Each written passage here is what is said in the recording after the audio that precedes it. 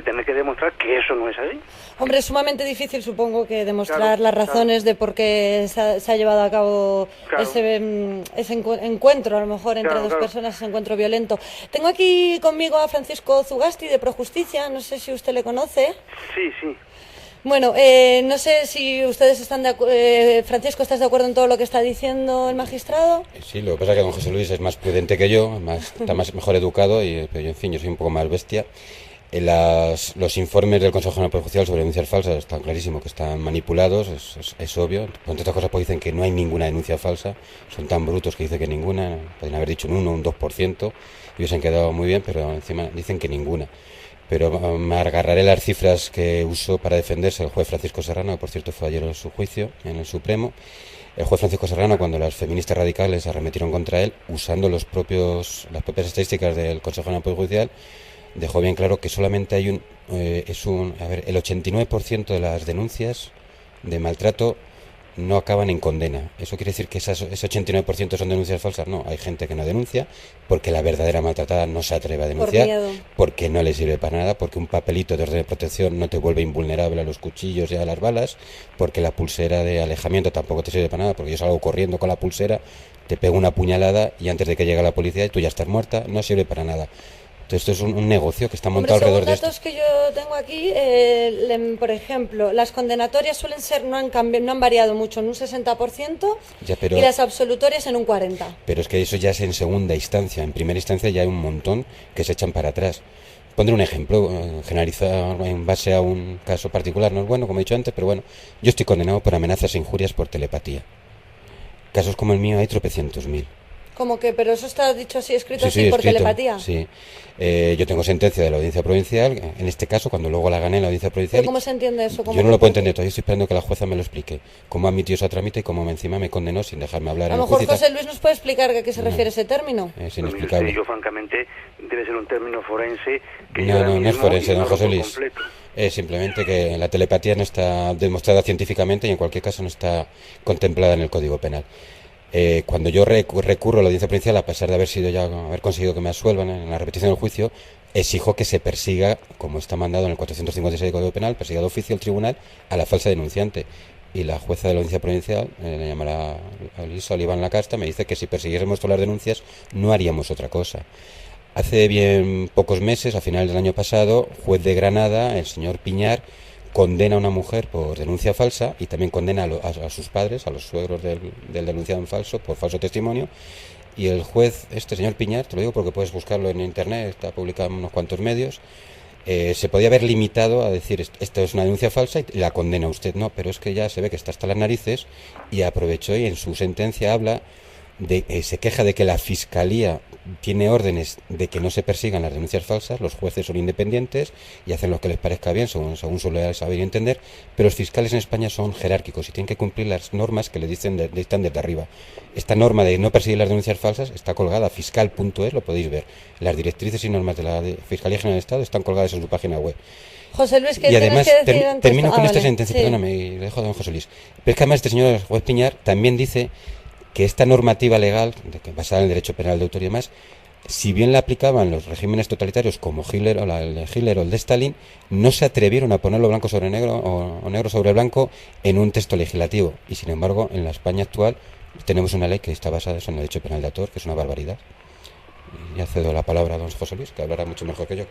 ¿Puede que haya, José Luis, órdenes de que no se persigan las acusaciones falsas? Pues a mí honradamente no me consta.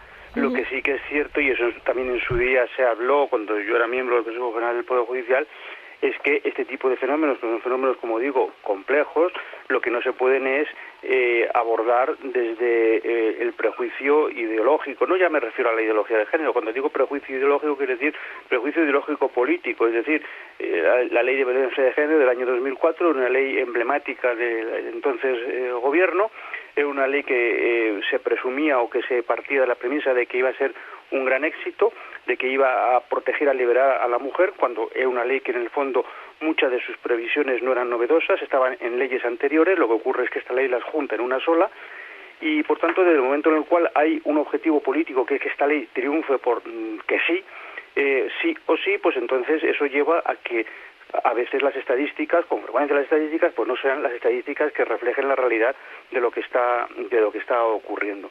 En definitiva, yo lo único que puedo decir hasta al respecto que este es un ejemplo, es un caso paradigmático de qué es lo que ocurre cuando se gobierna desde la imposición ideológica y desde el prejuicio ideológico. Yo parto de un dogma y ese dogma tiene que la sociedad tiene que amoldarse a ese dogma, la sociedad tiene que ser lo que ese dogma dice y la realidad tiene que amoldarse a lo que ese dogma impone. Y por tanto, cuando se gobierna desde ese punto de vista, las consecuencias no pueden ser más que injusticias y casos dramáticos donde se cometen, pues desgraciadamente, abusos en la aplicación de esas normas. Bueno, pues definitivamente yo creo que nos quedamos con la idea de que la justicia tiene que ser igual para todos, seas hombre, mujer, seas tu identidad sexual sea una u otra. Eso dice el artículo 14 de la Constitución, que desgraciadamente se cumple. Imaginémonos que esta ley, en vez de decir que es el varón, que se condena o se castiga con más dureza al varón, que en vez de varón pusiese negro, judío, lo que fuese, nos llevaríamos las manos a la cabeza. Porque es lo que está pasando, que se legisla y se juzga y condena en función del grupo al que perteneces, no en función de los hechos que tú has cometido y que se han demostrado. Porque la presunción de inocencia ha desaparecido. Artículo 13 de la Ley de Igualdad. La Ley de Igualdad de Trato también estipulaba que es el acusado el que tiene que demostrar su inocencia. Afortunadamente no ha llegado a aprobarse, pero lo aprobará el señor Rajoy, lo aprobará también, porque es una directiva europea, la directiva 80/97, que es de aplicación al artículo 4. Los Estados miembros invertirán la carga de la prueba y tal.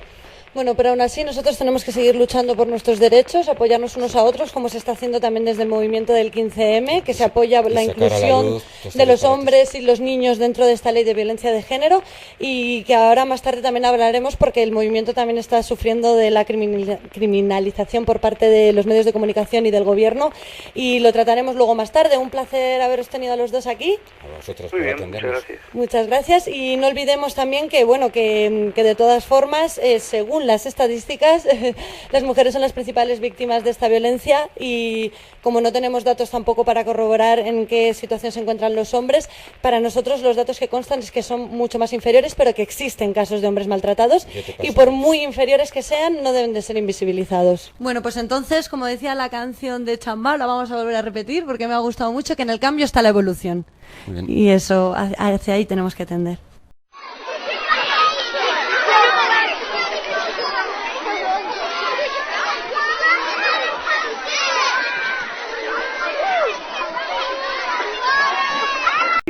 Pues queda en una situación de tener que demostrar que eso no es así.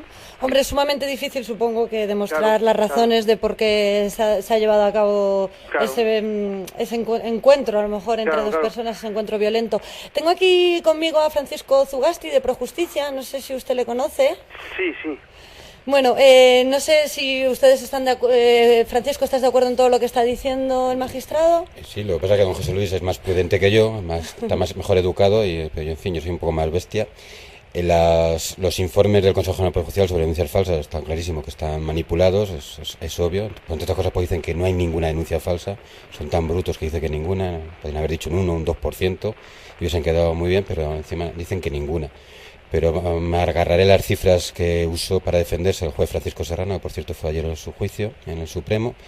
El juez Francisco Serrano, cuando las feministas radicales se arremetieron contra él, usando las propias estadísticas del Consejo General del Poder Judicial, dejó bien claro que solamente hay el 89% de las denuncias de maltrato no acaban en condena. ¿Eso quiere decir que ese 89% son denuncias falsas? No, hay gente que no denuncia porque la verdadera maltratada no se atreve a denunciar, porque no le sirve para nada, porque un papelito de orden de protección no te vuelve invulnerable a los cuchillos y a las balas, porque la pulsera de alejamiento tampoco te sirve para nada, porque yo salgo corriendo con la pulsera, te pego una puñalada y antes de que llegue la policía tú ya estás muerta, no sirve para nada. Esto es un negocio que está montado alrededor de esto. Los datos que yo tengo aquí, por ejemplo, las condenatorias suelen ser, no han variado mucho, en un 60%, y las absolutorias en un 40%. Pero es que eso ya es en segunda instancia. En primera instancia ya hay un montón que se echan para atrás. Pondré un ejemplo, generalizar en base a un caso particular no es bueno, como he dicho antes, pero bueno, yo estoy condenado por amenazas e injurias por telepatía. Casos como el mío hay tropecientos mil. Como que, pero eso está dicho así, escrito Sí, así sí, por escrito, telepatía. sí. Yo tengo sentencia de la Audiencia Provincial, en este caso, cuando luego la gané en la Audiencia Provincial. ¿Pero cómo se entiende eso? Yo no lo puedo entender, todavía estoy esperando que la jueza me lo explique. Cómo admitió esa tramita y cómo encima me condenó sin dejarme hablar A en lo el mejor juicio. José Luis nos puede explicar a qué se No. refiere ese término. Es Pues inexplicable. yo, francamente, debe ser un término forense que No es forense, don José Luis. completo. Es simplemente que la telepatía no está demostrada científicamente y en cualquier caso no está contemplada en el Código Penal. Cuando yo recurro a la Audiencia Provincial, a pesar de haber conseguido que me absuelvan en la repetición del juicio, exijo que se persiga, como está mandado en el 456 del Código Penal, persiga de oficio el tribunal a la falsa denunciante. Y la jueza de la Audiencia Provincial, le llamará Alisa Oliván Lacasta, me dice que si persiguiésemos todas las denuncias no haríamos otra cosa. Hace bien pocos meses, a finales del año pasado, juez de Granada, el señor Piñar, condena a una mujer por denuncia falsa y también condena a sus padres, a los suegros del denunciado en falso, por falso testimonio. Y el juez, este señor Piñar, te lo digo porque puedes buscarlo en internet, está publicado en unos cuantos medios, se podía haber limitado a decir esto es una denuncia falsa y la condena a usted. No, pero es que ya se ve que está hasta las narices y aprovechó y en su sentencia habla se queja de que la Fiscalía tiene órdenes de que no se persigan las denuncias falsas, los jueces son independientes y hacen lo que les parezca bien según su leal saber y entender, pero los fiscales en España son jerárquicos y tienen que cumplir las normas que le dictan desde arriba. Esta norma de no perseguir las denuncias falsas está colgada, fiscal.es, lo podéis ver. Las directrices y normas de la Fiscalía General del Estado están colgadas en su página web. José Luis, ¿qué y además, tienes que decir antes? termino con esta vale, sentencia, sí. perdóname, y le dejo a don José Luis. Pero es que además este señor el juez Piñar también dice que esta normativa legal, basada en el derecho penal de autor y demás, si bien la aplicaban los regímenes totalitarios como Hitler o el de Hitler o el de Stalin, no se atrevieron a ponerlo blanco sobre negro o negro sobre blanco en un texto legislativo. Y sin embargo, en la España actual tenemos una ley que está basada en el derecho penal de autor, que es una barbaridad. Y ya cedo la palabra a don José Luis, que hablará mucho mejor que yo. ¿Puede que haya, José Luis, órdenes de que no se persigan las acusaciones falsas? Pero a mí honradamente no me consta. Lo que sí que es cierto, y eso también en su día se habló cuando yo era miembro del Consejo General del Poder Judicial, es que este tipo de fenómenos, que son fenómenos, como digo, complejos, lo que no se pueden es abordar desde...